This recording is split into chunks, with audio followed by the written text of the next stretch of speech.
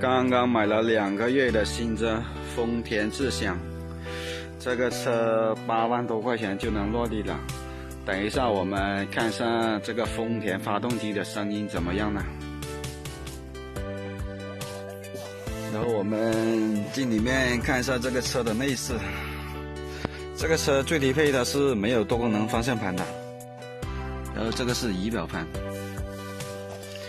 然后我们看一下它前面的内饰，这个是中控屏，是后面加装的，这个是挡把，这个是老款的，跟以前那种丰田卡罗拉老款的挡把是一样的，是一个机械手刹。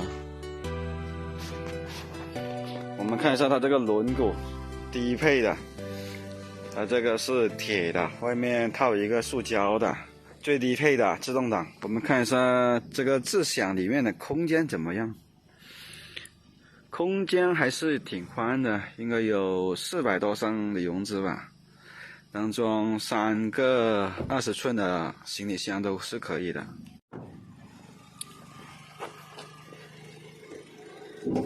然后现在发动机盖舱打开了，我们先看一下这个智享里面的发动机舱的内部吧。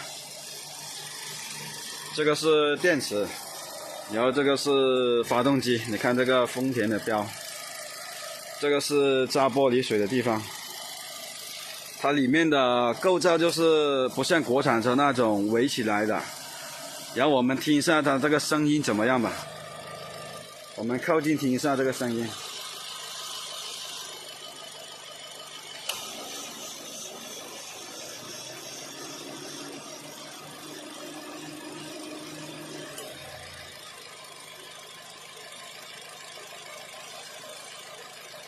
听一下日产发动机的声音。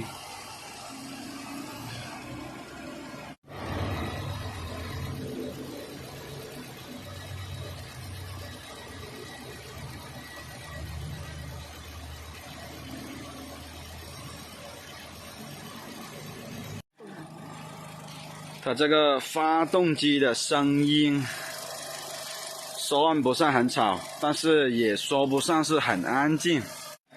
因为我那个车轩逸启动起来，它那个发动机声音是相当的安静的，但是它这个就没有那么安静，因为它这个发动机是1.5升排量的，但是它这个技术比较成熟，还是觉得可靠的。